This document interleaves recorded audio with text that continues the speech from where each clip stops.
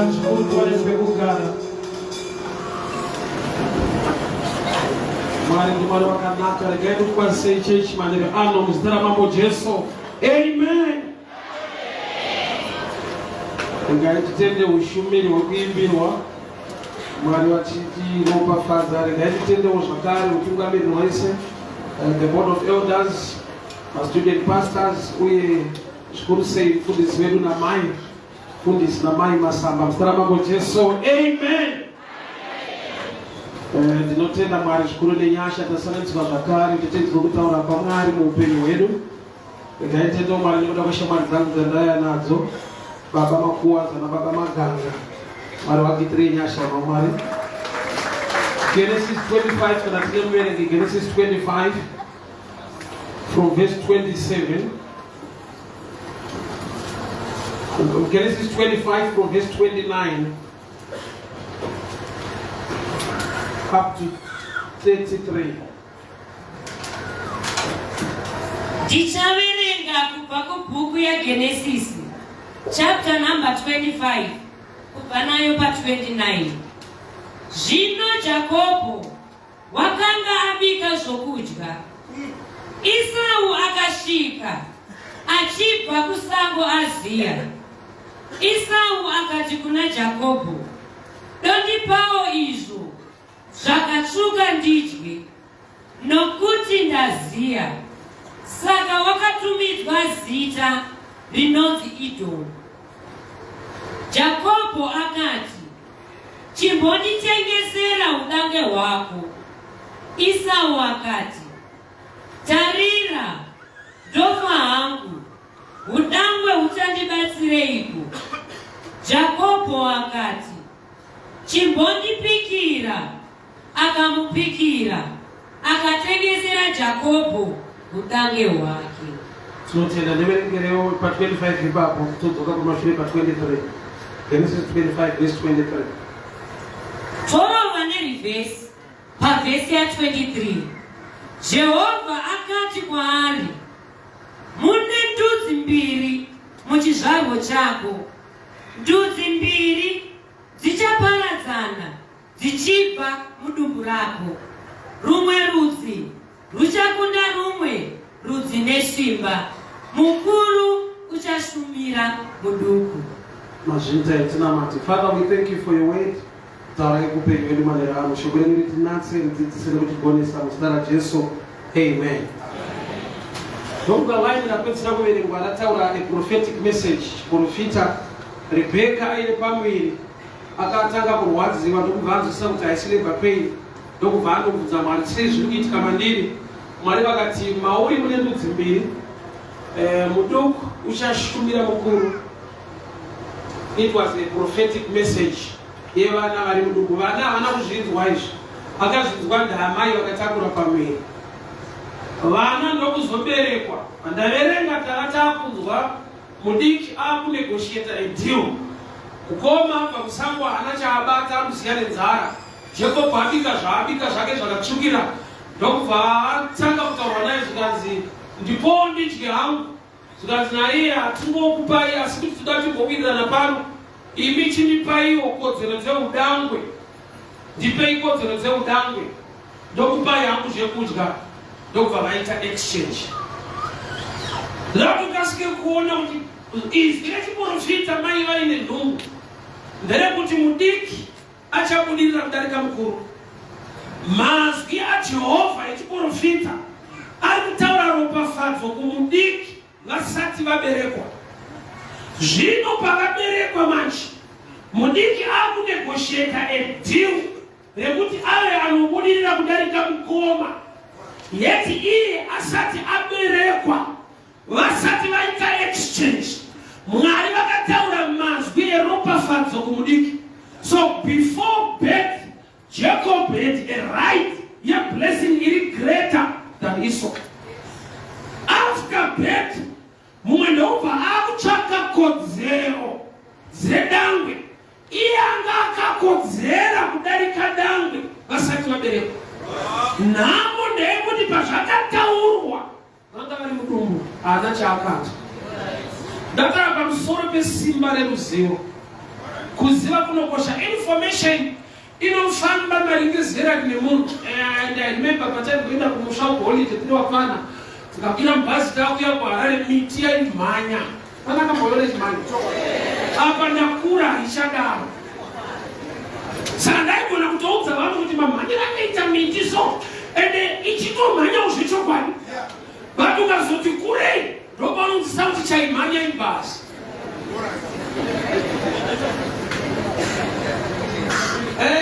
Information inoti ungorikura zvafana nezuva chairo. Zuva rinobuda, zuva rinonyuroka. Asi unoziva here kuti zuva iroro harifambi zvaro. Chiri kutenderera iyepi nyika yatiri. Asauziva.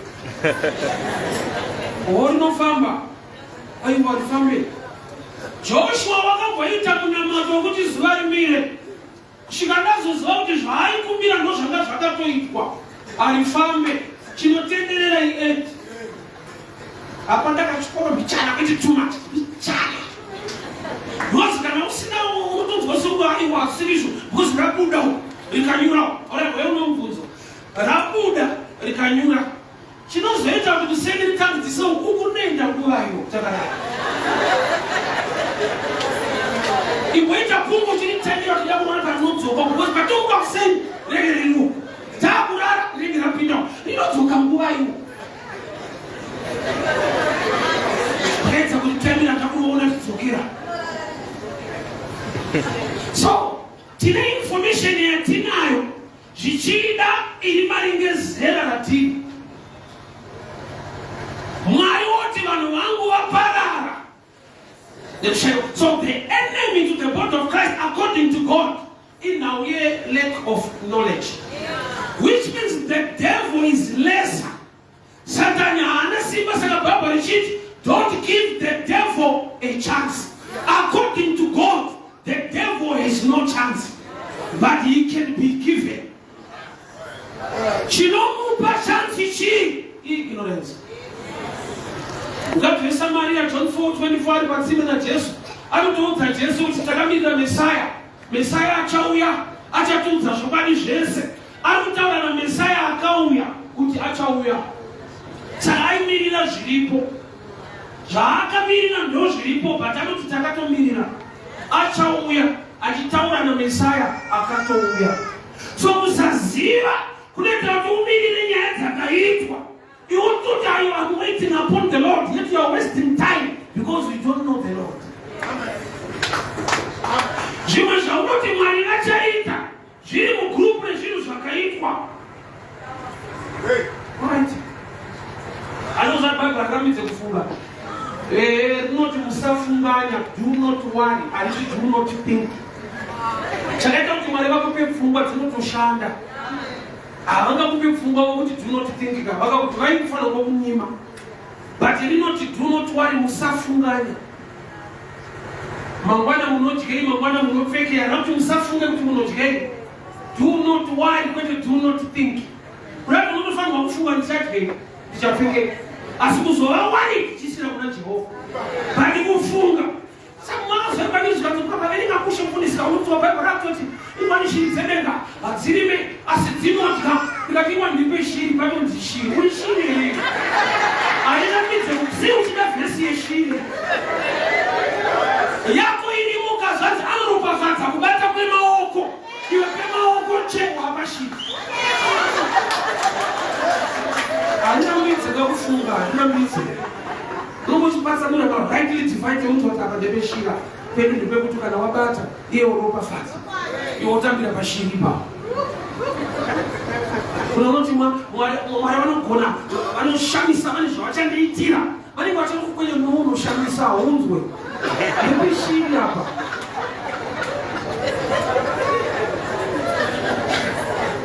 Vanhu vangu vaparara nekushayiwa zivo. So the devil takes advantage yekuti auzive. So ataona chinhu wani chakangokuomera kuva nacho iBhayibheri. Information hauna kana basa ringatovhurwa rikapa iwe kana shungu. Maura umunzwa shungu yekuva neBhayibheri hauna. Mumwe akati daiwa manje mufundisika kana ndikariverenga ndirinzwe. Ndo zvariri harisi kukire geography. It's a spirit where you need the Spirit of God to explain to you. Chakanakira mwari manje, muranda wakanda sepa aiverenga asinganzwe, mwari vakanzwa kuti haasi kunzwa. Iko kuverenga usinganzwe kunonena mwari. Aiverenga asinganzwe mwari vakatonzwa kuti shungu dziripo but haanzwe. Iwe manje shungu dzacho hadzipo nokuti haiverengwe, chinotarisaiverengwa haripo futi. Amadza kuverenga Bhaibheri chido hachisi chipo. A choice, I say gift. So Esau na Jacob vachiri vadiki mudumbu kune hondo yakaitika. Mwari ndobva vataura izwi rechiprofita pamusoro pevana. Padongoti pane problem bedzi naamai vasina kuzogara pasi nevakomana kwakuvaudza nyaya dzavo kuti vana vangu zvamunoona kudai mune information yamusina kunzwa yenyu yandakaudzwa naMwari. Mwari vakati mudiki anodai mukuru anodai but mai avakanyarara macho. Sakunyarara kwaamai kunoita vakomana vari madhiri kuseri kwemba vachinjane zvinhu zvokuti mumwe akutora nhamo yemumwe iye anga akaropafadzwa kudhara. Ndogara motafosa saka rimwe dheita tiri panoguzwa paipapa tofosa pazindoka kune munhu anga aitengesa mabhaibheri akomana vanandira wafundisa kuti akatenga mabhaibheri akanakatema saka ndakavhura rimwe bhaibheri achikavha mukati ndakaona rakanyorwa kuti donation from America bheki kwacho kwananzi not for sale.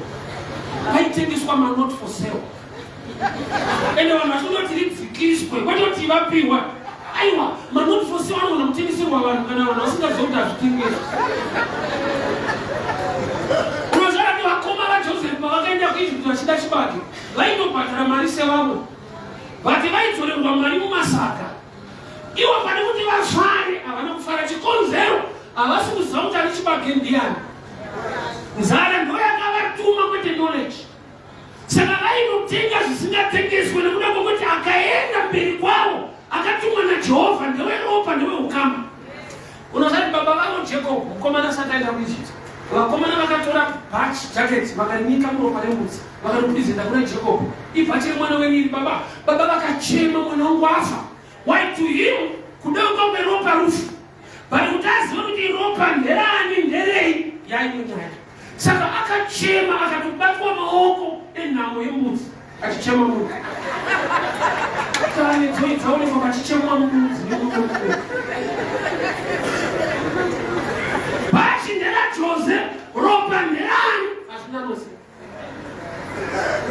Saka unobatwa maoko uchinzi sorry iwe pasina na problem yako why nekuda kwokuti hausi kuziva ukashama information iri valid unopinda pekuti unogona kubhadhara zvisingabhadharwe zvakabhadharwa. Une zvawakaitirwa naMwari zvawakafanira kunge waakuziva nokuti uchaita zvinhu uchiti ndinoda kutsvaga favor kuna Mwari gamba Mwari wacho paiyeiyo akakuitira favor kare. Bhaibheri rako rinoti mukadzi akanaka anobva kuna Mwari asi nepfungwa maunofunga anobva kuna Mwari asi anowanikwa kumarengi kwavo. Ukamumirira kuti abve mudenga uko unochena musoro because akabva ikoko kudhara akumarengi kwavo iye akabva kuna Mwari but akasvikira mumufambosi. So vekwamwari ivo vanofambosi unotona vakabva kuna Mwari because vari muklasi yezvinhu zvakauya kudhara. Genesis 1:26 and 27. Bible not he created them when he blessed them. Vanhu vasikwa naMwari varopafadzwa. Nyoka payangu yemugate yakunegosheta deal nevanhu yakuti Mwari akati vanotya kuti mukadya muti uyu munofanana naye mukadya muti uyu munosvinura. Vakaropafadzwa vanga vakunyengetedzwa kuti itai something kuti muone futi ropafadzwa.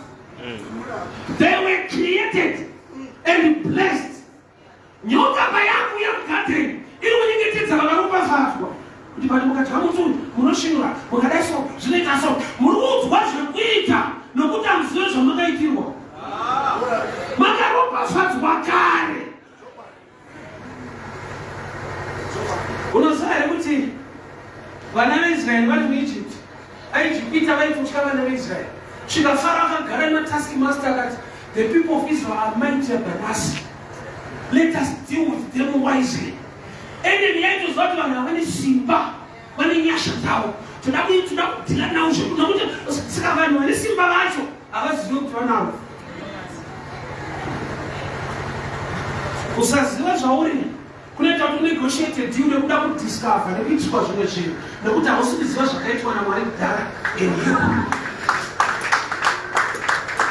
Asi ndokuti ndikanamata so pamwe Mwari vangandide. Unotofanirwa kunamata nokuti vakatokuda, for God so loved the world he gave his only begotten son. Saka usati watendeuka wakatodiwa. Haunamate kuti udiwe, unonamata Mwari anotokuda. So iyo information kana isati yanotogara mauri unezvaunotsvaga kuti Mwari vakuitire zviri muklasi yezvinhu zvawakaitirwa. Mwari vanokuda but wakaipa anobva akudza imwe information namwe yese Mwari akude. Maomeri akaita upenyu hwako Mwari angokuda. Nekuda kwekuti iwo hausati waane original information. Unosati munhu asati aona original mapounds ekuBritain. Chero mari yapiwa kuti mapounds anofunga kuti ndiye because fake i-original munhu asingazivi original. Munhu asingazivi original kwaari hakuna chinonzi fake. Nokuti akuhureki ndikakupa fake pound izvezvi unongoti thank you. Une paunotarisa unoziva kuti ine pane picture yani pamapounds. Ine ndouya kakaenda kubiya kaita sei. Kungokupa ndo mapounds unotopa testimony takubata dzemhiri isiriyo. Original unoiziva.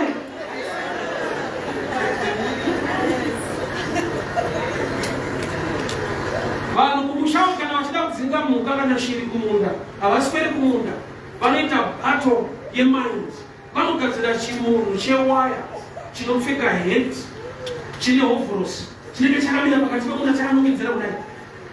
Ufunge shiri hadzidzingwe but dzinodzingika hachifambe. Shiri ndo inofunga inongoya yomira musaidi memunda yoti mune munhu achabuda 24 hours mune habude. Zofa nenzara dzichiti achabuda chete. Aiwa habude. But pfungwa level of thinking ndo battle yacho. Hama dzangu nawe munamata Mwari yakadyarwa pa-information pa-knowledge yauinayo.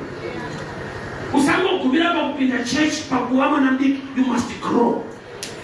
Unofanirwa kukura nokuti mukukura une zvaunoziva zvakaitwa naMwari nezvaunofanirwa kuita nokuti una Mwari. Love examples. Kuchikoro pedu kwaitwa in Parents Day, saka vabereki vaibekwa vayasekuru vangu. Saka pachikoro pane mukomana aibhula ingotirova achitinetsa so. Saka musi wavayasekuru vangu tinofamba nawo tichienda kuground. The same guy akauya nokubati mufana wangu polisha bhutsi yakukumako zvaita mazuva ese. Musi uyo nokuti ndiri kuziva kuti ndinani ndakamubvunza kuti mufana wako unomuziva. Handina kudevelopa mamuscles, ndakadevelopa information yekuti as long ndina sekuru vangu inotambwa mazuva ese atitambike nhasi. Ukaziva mhando yaMwari wauinaye prayer life yako saka nafanoziva kuti taakuziva manje. Tandi kunamara so pamwe Mwari vangandidzwire tsitsi pamwe vangandide saka ndinoziva kuti saka hatongoziva kuti anotodiwa, hatongoziva kuti akatowanerwa nyasha. Saka wakaipa anotora advantage yekuti hauzive. Color TV payakauya haina kupandukira black and white. Yakazobatsira vanhu kuti sheti nderedha vakomana vanyeperwa nguva refu. So information inoda kuapukireta. Vanhu vesheti yaunoti ndeye-black ndeye-maroon. And ukatopinja kuchita nharo nevanhu so nenyaya yekuti information chaiyo haipo. Daniel 11:32 vanoziva Mwari wavo, vanoziva Mwari wavo vachava nesimba, vachaita mabasa makuru, vanoziva. Level of knowledge yauinayo inoita kuti uite zvakati kurei. Nhamo yataita ndeyekuti tinenge murume akaenda paBethsaida ndobva anoita 38 years. Jaira akaporeswa haana kupinda futi mudziva macho but akaiswa mudziva. Unomuchona mieri yesiri yako 38 years ari paBethsaida, vanhu vachidibhureka bhokodzwa vakawira upora. Iye Jaira akasimuka haana kuwira mudziva unoti akaiswa pasipo. chakusakura kwake haisiye kutangirwa, haisiye yake. Ndiye munhu wana akatapura, haana kana hembe dzakabuda dzakatota, wosanomusunga. But information yaimbuya nemutumwa nekuti ikabhongodzwa. But musoro ya Jesu akati unoda here. Unoda here kukora. Ndaiti mubvunzo wekuti unoda here unenge usi valid why? Because kwane munhu aya kuchipatara anotoda kukora. Akatouya paipuro kunoti anoda paJesu anobvunzirei. Zvanzi akamuwana akarara. Nzvimbo yaakarara hairarwe. Nokuti mutumwa akauya hakuna nokumutsa kuti dzangu yakapindai. Inzvimbo ine competition inoda kugara wakavhurika. Wakatendera kuti ari kuuya iwe unorarira ikoko. Akazoona kuchikoro kwatakaendawo. Kuchikoro tinoenda kunodzidza. But hatisi tese tinonodzidza tiriko. Pamwe tinonotambira ikoko. Ungonokura chete. Mazauti anozokuudza kuti uyo akaenda kuchikoro but akasingaendere zvakaenderana. Avainokura vari ikoko. I remember one day nemukomana takasangana naye so. It was 2012 vandakaenda naye kuchikoro so. So takasangana paEastgate. So ndati nefamily yangu ndikaudza vana kuti murume takadzidza tese. Vana vangu ndobva vatarisa murume wacho nemota yaakapaka. Ndobva vandibvunza futi kuti shuwa here dad saklasi. Vana vanenge vakuona namusaki wakafanana. Vatenda kugara vatinezogaramuso. Osaka zvaita kuti ndinyepere vabereki kuti maticha akasiri serious. Because akari kusaidi pangu apa akapasa. Taikudzwa zvinopasisa. But zvaisvikira pana tsanwa nenharo. So, wasatoonera kuti kana munhu akatochinja chechi chaasingachinje bhaibheri. Anomubuda pachena kuti harinyepe but nenharo. Anomudzigira zero. Haundichinja nebhaibheri racho. Information yevana yaudzwa amai vana havana kuyaudzwa. Saka vakatongokura vasingazivi kuti ndakatorokafadzwa kugara. Saka imwe dhei akaona sekunge atowana mukana ndobva atoregera kudya chikafu chake. Ndobva ati mukoma kuda chikafu ichi ndipei kodzero dzenyu dzekudanga. Yeti usati waberekwa wakapiwa kodzero naMwari kuti mukuru achashumira mudiki. Saka iwe usati watomboita madhiri ako denga rakakwanira nyasha. Saka munhu asingaandastandi nyasha dzakaitwa pamuchinjikwa anoitiswa. Manoti foseu unotengeswa. Ini kare ndaifungidzira kuti nasina information pamusoro pevana vaIsraeri. Ndakangotangira pakuti vana veIsraeri vakabudiswa muEgypt vakaenda kuKenani. Ukadzoka kumashure kwacho vanga vakabva kuKenani kwacho vachitevera Joseph kuEgypt. So havasi kunotorera vanhu nzvimbo vari kudzokera kunzvimbo kwavo. Ndakadzokora nefuti. Yakafanana nemaovheti. Havana kutorera varungu minda. Vanga vakatorerwa minda. Saka vaitora munda yavo. Saka havasi mainveda, marepossessor. Saka munhu nepolitics akati mainveda. Ari akainveda. Akachinja mashoko. Havana kutorera varungu, vakatora zvinhu zvavo zvakatorwa nevarungu. Iyi haisi politics ichokwadi.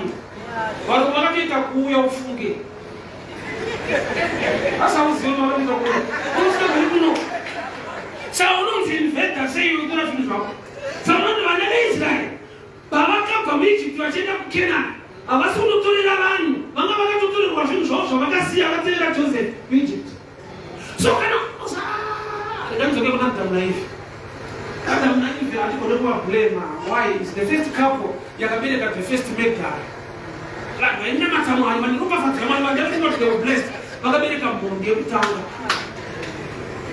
Chikonzero pane chinhu chavakaleka chinonzi experience. Vakapiwa assignment yavasina experience pakudii. Adam naEve vakabereka vana kuti varere vana. Ivo dambudziko ravo vakasikwa vari vanhu vakuru havana kubvira vava vana. Saka vanomuzva kuti kuva mwana kuita sei, kutamba kuita sei. Saka vana pavanourayana vaiti zvoutamba kwacho. Adamu achingosikwa atonogara. Eve achingosikwa kumurume kana kutamba kana wamutanga. Kungosikwa chipinda mumereji. Zvinoita kusikwa zvo murume wavo. Uyo achingosikwa zvinonzwa murume wamagamba akashota. Samumva mazobereka vana. Mozvichirerai vana.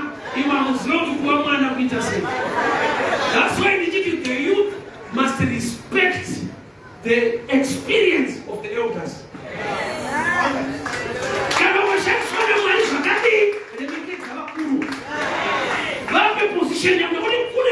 Your intelligence I substitute experience. So I don't know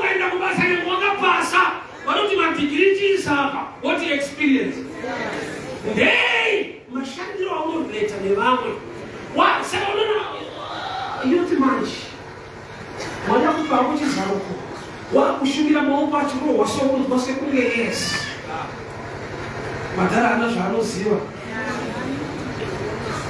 Experience I substitute the intelligence. Learn to respect and honor and peace. I'm not supposed to don't know how they get on my life. Respect the experience. Don't need the experience. Adam naive, America won't. No, we are starting as one who come up with a say. And then when I'm going to go to America, I never think of gardening.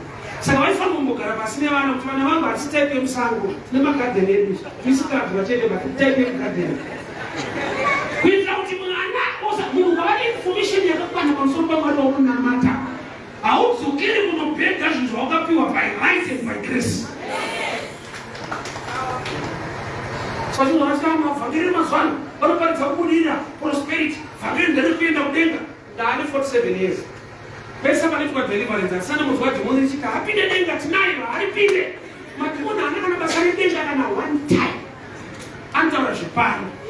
Road one chat. Drive imbacho I drive. Kama tukuna msikilishi pale ndio denga guys. Anto zote kwenda kudenga. Wakaiti wabamchiji wachapa kutenga kuna Kristo. Wakaenda upendo usina penda.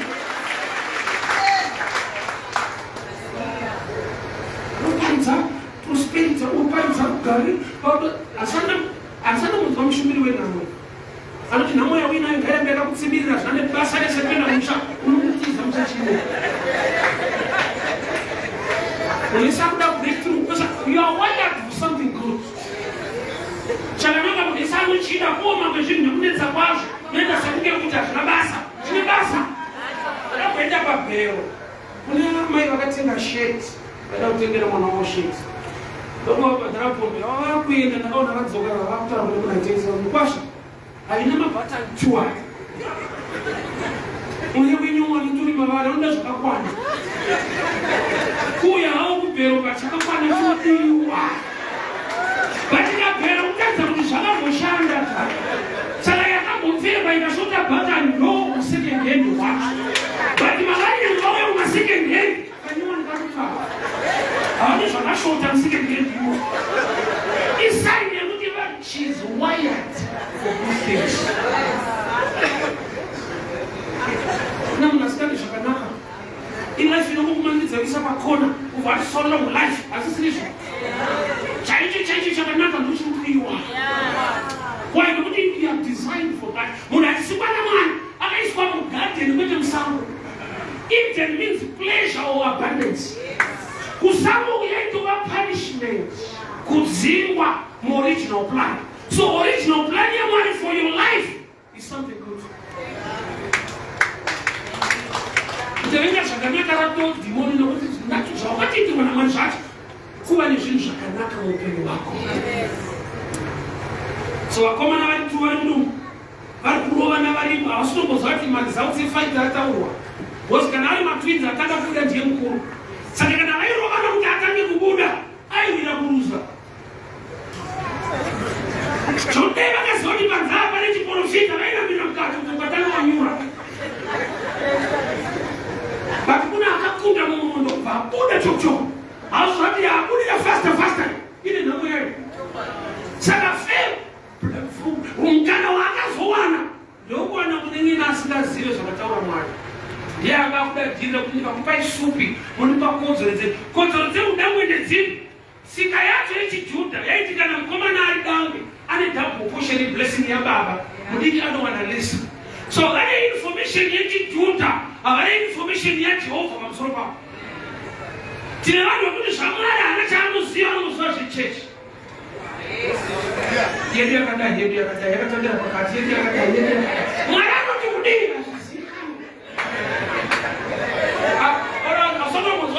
Kuti kuna matabane kune chekuita nechechi pasina kutamana. Akatoshanda kuenda kugoba kuzoka pana pachitopupura. Tama dzangu ndakarasikirwa. 3 months msingazivi kana kunamata. Hakuna yedu. Komwani. Ndakarasikirwa na 3 months. Hakuna yedu.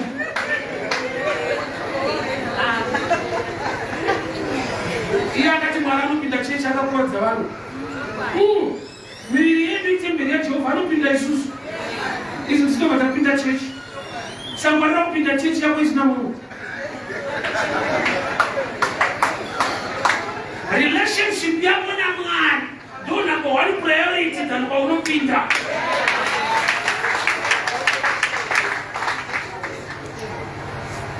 So wakomana havana information kwayo. Kungoberekwa wakutongodzirira panyika, wakatobvunza zvepanyika chete, zvekudenga havabvunze. Baba zvakamira sei kuti akanotoida mweso wakatopinda mwanangu, dzambopushe ndeye yako, mfana akatouza. Baba vane information yechiJudha yekupa mukoma double blessing. Amai vanga vakatakura nhumbu yacho vane information yekudenga in more than tradition. Mwari vakati kudii? Kudii kasakuya. Saka nhamo ndeyekuti amai havana kuzoudza mfana kuti kana panaitika zvakadii mwanangu, you don't get wise. Usava varire kutsvaga zvakakura, nyasha dzakakuloketa uchiri mudumbu usati wakuziva zvinhu. Mwari vakati nyangwe ari mudiki achabudirira kudarika mukuru. So iwe manje usaziva. Ari Bible Mwari vakati let the birds fly. Nanhasi ostrich aibhuruka. Ishiri. Itone manhenga inotokandira mazai. Mwari havarei nema. Usanuzoti iwe iti kuti haibhuruke bhodzi yakasimba sei. Ndege haisipa group yezvinhu zvakanzi let the aeroplane fly. Yaimwe level. So chii chatarisa ostrich kusimuka. Ukatarisa zvakaita ostrich nokupa clue. Yakasimba kwaiso. Chidiki pa ostrich chini. Zikashadonza musha kule kulengwa. Aize.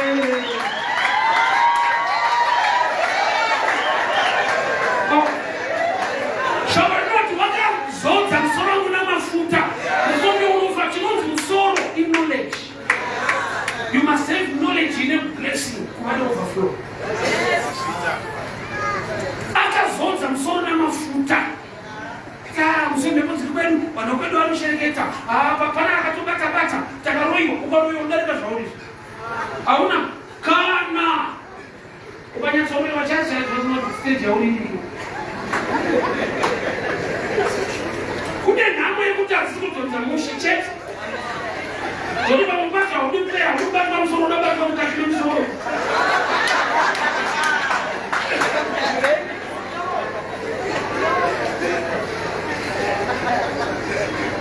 Vakomana vari 2 pane shoko rakataurwa vari mudumbu havana kurinzwa.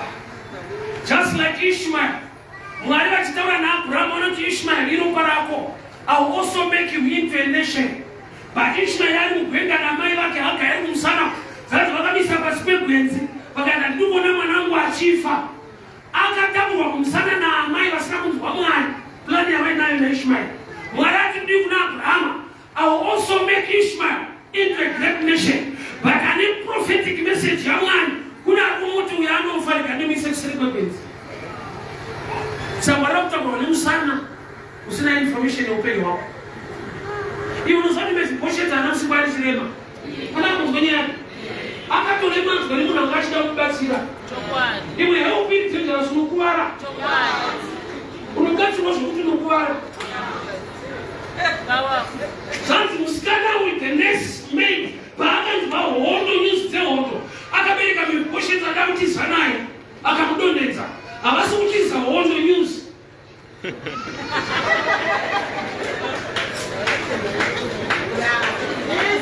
Ishmael Mwari vati ndichamuita rudzi rukuru, but akabereka musana ari kuti mwana uyu anofa, regai ndiise pasi pegwenzi. Haana information kuti Mwari vari kuti kudii. Chechi ndinzwei yekutsvaka Mwari sekunga munhu inokosha singaita. Wotoona kuberekwa kumusana kuti asina kunzwa nyaya yako. iwe wane right yekupfugama woti Mwari yangu nyaya. Ukaziva pfungwa yaMwari unoita nawo. Ngati Samaria pakati naJesu aenda kumba when call your husband.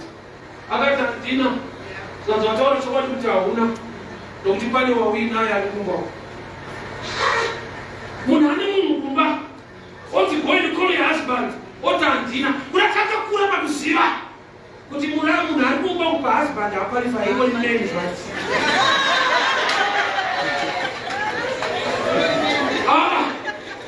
Unakara kuti mumarriage kuna unoziva sokuti husband asandira naye pakunekumondina.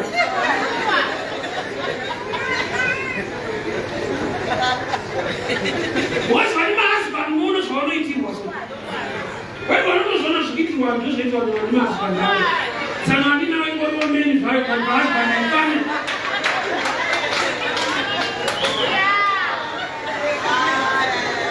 Ina ndiprofita but unoona kukunjuma so kuti meni atinawo ka. Kai mwana ndiko husband meni iyoyi.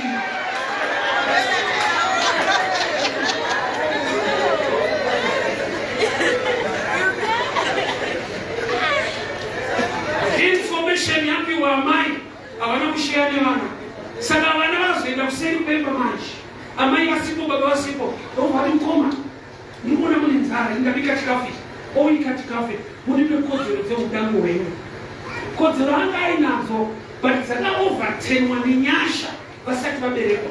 So ane right before birth but akutsvaga right after birth by his own works. Ukasaziva zvawakaitirwa nokuti nzva yekunamata inotangira pane zvatakaitirwa kuti tizive zvokuita. And I will repeat. Kunamata unotangira pabasa rakabatwa paCalvary concerning your life. Ziva zvawakaitirwa naMwari kuti uzozivawo zvekuita. Nokuti ukasaziva zvawakaitirwa unenge wakutoita nezvawakaitirwa zvacho kare. Inenge yapunishment.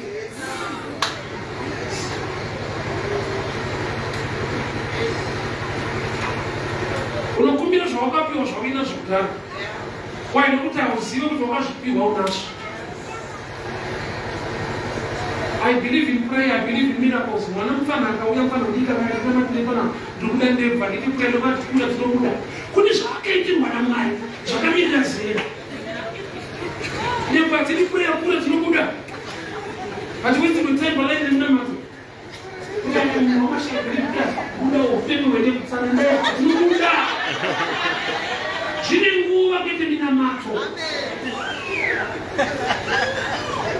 So there are things that but they maturity. When I see that she comes and say, Maria, to grow up father, you're winning because we are blessed to become a blessing. Tinoropafadzwa kuti tiri tinopafadzwa kundaramo.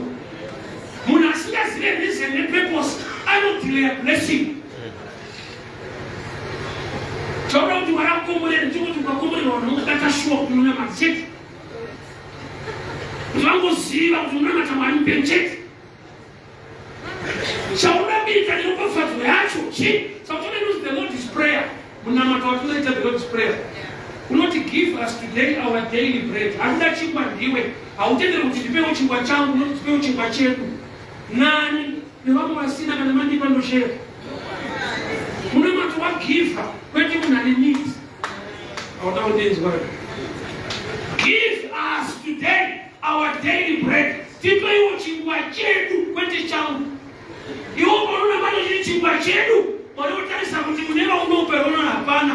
Ozati hachisi chenyu nechako saka chika chenyu. We are blessed to become a blessing. Asingazive purpose. Anokonzera delay of what is Satan. Kamwana matinonokera kumati, vanhu matinonokera. Urumwe nosamari. Nokuti zvine chikonzero seva chifanirwa kuita zvavafanirwa kuitira mulife now. So vakomana vakanoita madhiri kuseri kwemba. Mwari avhangeri kuseri kwemba. Remadhiri. Nekuziisa so, Mwari anokudai, kuita so, Mwari anokudai. Ikoti tisadaita izvozvo, amuzvoni iye akagwinyira ine life yangu. Akandifira wani.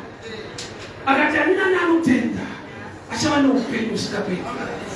iyamamutaura yekuti sida Mwari akupe upenyu. Usingaperi ndakatoupiwa nekuti ndiye akatonipa Jesu wacho. Sakune madhiri kuseri kwemba. Unoona kuti paakatora zvekudya akapa mukome picture yefasting unotsanyira zvakaitwa. Fasting is good, but you must know the reason why you fast. Yes. Unotsanyira zvawakaitirwa unatoda kuchitofira mahara. Denga ndinokunzwira tsitsi kuti munhu amira sadza anokuvara munhu. Takatoiita yangomirira chete nekuti dai akura kana dai aziva.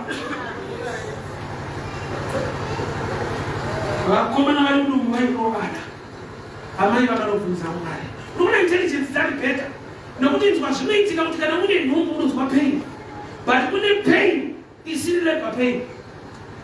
Life ukasaingwarira unogona kufungidzira kuti pain yako yakanaka.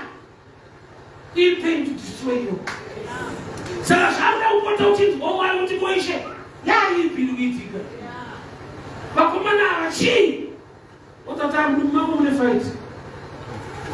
Mudiki achakunirira kudarika mukuru. Ndobva vakomana vabereka. Hapana zvinozikanwa. Ungokura chete. Vakuseri kwemba zvikati ndakutokuitira dhiri mufana wangu. Ini ndakuwara nenzara. Udambo unondibatsirei. Chitora kodzero dzacho chiri papureti yesadza. Taborosi. Akutora nhamwe yemumwe. Saka tone paakatozonoshanda enda kwaLabhani. Hakuna zvaizikanwa. Labhani akatokuti uri kuda mari. Tanoda mukadzi. Jehovha ashanda dzimwe 7 years kuti mari aufa. Tanoda mukadzi anofira maharo. Baba akuda munhu akaoma zvekuti 14 years. Ashanda skate nosera. Kuti baba tokupai mari kuti munhu.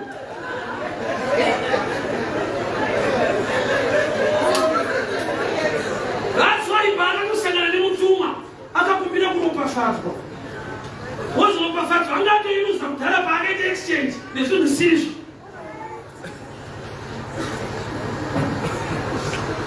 Hatikusiyiswa vandiropafadza.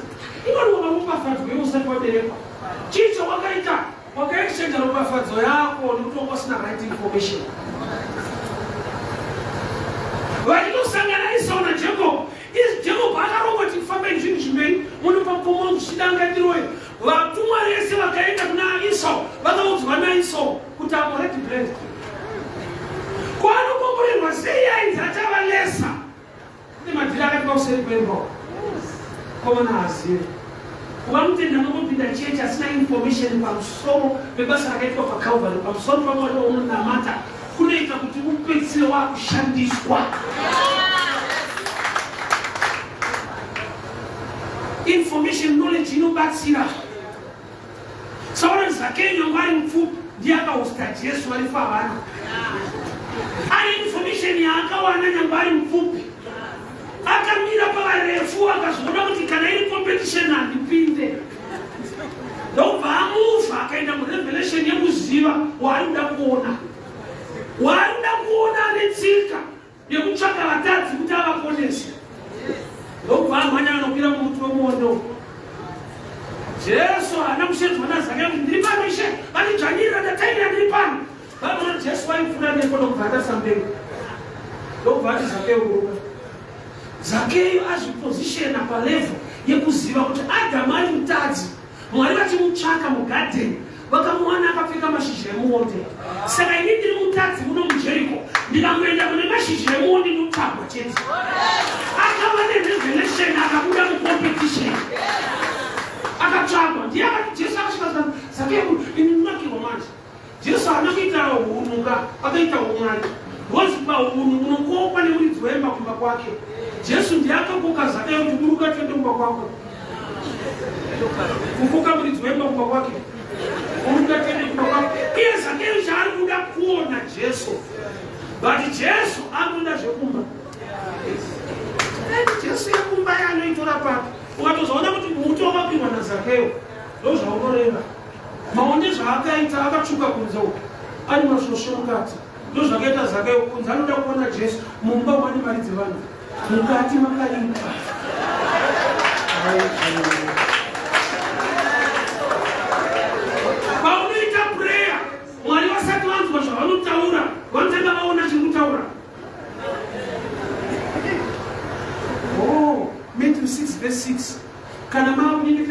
vakava nemuvharedho Mwari anoona kuti anonzwa. Kana uri Bible ukavhura ari the God who hear, not the God who see. Mwari anoona. Ashionei chiri kuita prayer. Dai aingonzwa nyaya yangu dai yakasorova. Chakatadza kuti nyaya yangu aitwa atadza kuisorova. Aitarisa chiri kutaura chacho. Ndikuchema hake but achemedza vazhinji. Ndati anofanira mukomana akapfimba musikana ndoda kukuromora musikana unokuramba. But mukomana akadzoka after 2 years asvika musikana akaroorwa. Oti ko wairambe ingoni waroorwa 1. Ndopaanonzwa kuti ndakuramba zvawaitaura ndayamba chaitaura. Unoona unoda but type yako ndonyura. Saka ndakuramba kuroorwa akaramba chaita kumukomora. Kurati wako waitaura iye aiona. The God who sees what you do or what you. So blessing yakavigwa mukuita kana kuchema. Kuchema kunodraw attention ya Mwari. Kuita kunodraw blessing kuna Mwari. Enda upiti. Ndamo kana kustaifia mungati. Prayer aidzinge namo. Inodzinga mweya wenhamo. Chinodzinga namo kushanda. Saka unoona kuti unodona kuti life aisumuke.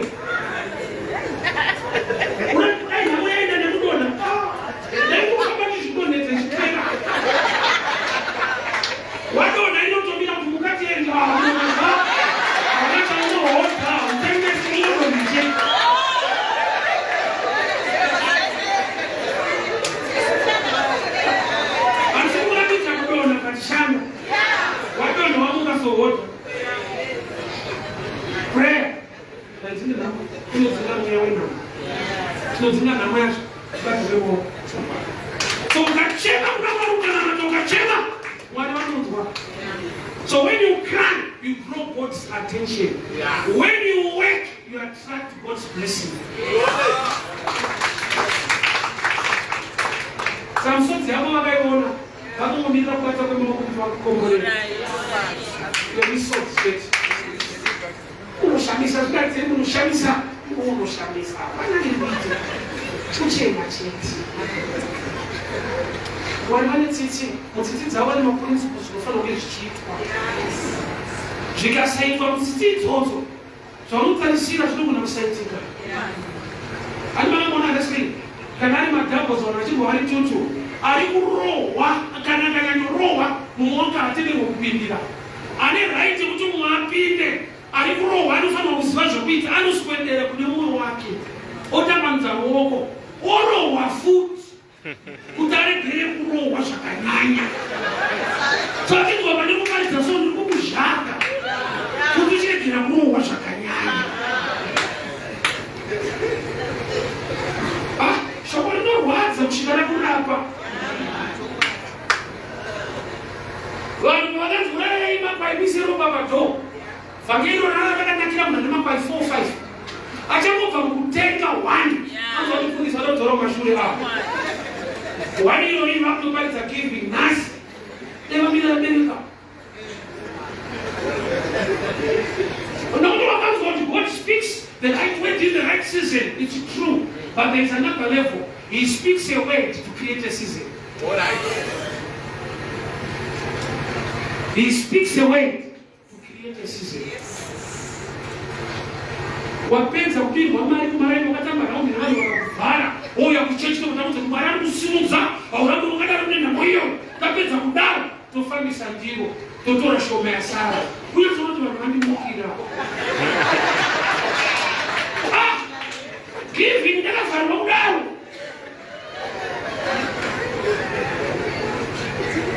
Principle inoshanda ne faith kwenye the situation. Situation hiyo hii. Walione zvanotarisira. Chinotsatira mubafadzi wako ukachiziva. Unakaziva kuti chinhu chinoshanda. Anoita. Ivi chichirwadza naziva chine mari zavo. Usakunzwa wakadzi vachitaura kuti zvarakurwadza. Chokwadi. But havasiye. Apedza kuta zvarakurwadza muna amupusha. Tini mingi chidirisende. Unatadza kufamba futi. Zvakaoma sana. Unatadza umurupusha wani. Uzakuti ropa sadza yekubata junior inoda kaita kapeni kacho. Ndio watu wa hangu katushomira sekuchukua. Ukarisiba kuti ndinokushandira vhangeri. Unorinarama. Ndokuti Mwari arevirema. Get the right information. Iva neshoko mberi unaona wakatenda. Kana waziva kuti Mwari vakatendeka ukanamata vanokunzwa. Kana kukadii unomira pakutenda muzvokwadi yaMwari. Saka information isipo Satana anongouya kuti mukunyeperwa kwakabvira kunamata chichaita ipapa. Unozati pane mutsauko pakati pekunamata nekuita munamato. Kunamata kuita zvinotaura Mwari, munamato kutaura naMwari. Saka Mwari unoropafadza vanonamata kana vaita munamato. Saka ukusatire vanhu vanoita munamato haunamata. Mukadzi weSamaria anozvati akanyima Jesu mvura. Vati hauna kuendera kurokesheni atinoadvertise kuti yamone murume anosangana naye wapedza kunyima. Mwari wacho uchimuitire hapana. Aka mwana mukuta kuti yamone murume uno wari kuadvertise yeni atomunyima mvura. Haana basa naye kuudza vanhu manje. Topinda ipapa FM blog yedu uchiiteiko? Hapana. Unongopinda pano auite zvepano. Iko kuuya pano zvinotoita zvepano. Unongopinda pano chete. Ropafadza pano munhu neshayo uchipinda pano. Unotoropafadza isi vanopinda pano ndevanhu vanoita zvepano. Jesu paakabatwa Getsemani vadzidzi vese vakatiza akateera kuPita. Ndakatomboita kufunga kuti asi Pita akasimba Mwari. Akateera kuise kwabatwa Jesu. Ndozodiscover kuti atoni wese. Ndokuti kune mukadzi akaona Pita zvikanzviro kwazvo mumwe wavo. Pita akaramba Jesu kakani. Anoteera kuti anorambira mberi. Vanotiza vari nami anoteera kuti anokumapisa kuti anokuziye pamberi papo. Saka zvikadziye munhu kuuya muchechi anozorambira muno. Vakupadzavo patapa. Vataura nyaya harove anozorambira muno. Zvinoitwa muchechi zvakasiyana-siyana pa.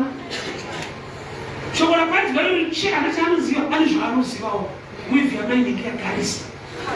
Anoziva zvaanoziva. Nemawaisi acho anoraziva kuti ane televisheni. Vanenge dzavanofambira. Rinoponesa rinochinja upenyu hariko nyaya dzevanhu. Get the right information. Uchaziva zvokwadi. Chimwe chinhu chinodeliver vanhu besides anointing information. The truth was assigned to deliver people. You shall know the truth, and the truth will set you free. Which means the level of deliverance you can do for yourself. Get information. Usati parapari machete ndiro. Ayo, gari kupuliranira unoziva na unorarama na wakamjirao. Wai, kwati katonasika unomona mwenye mpofu. Unoziva. Unosha zangu ipapo. Ipo masini kukulu pasina.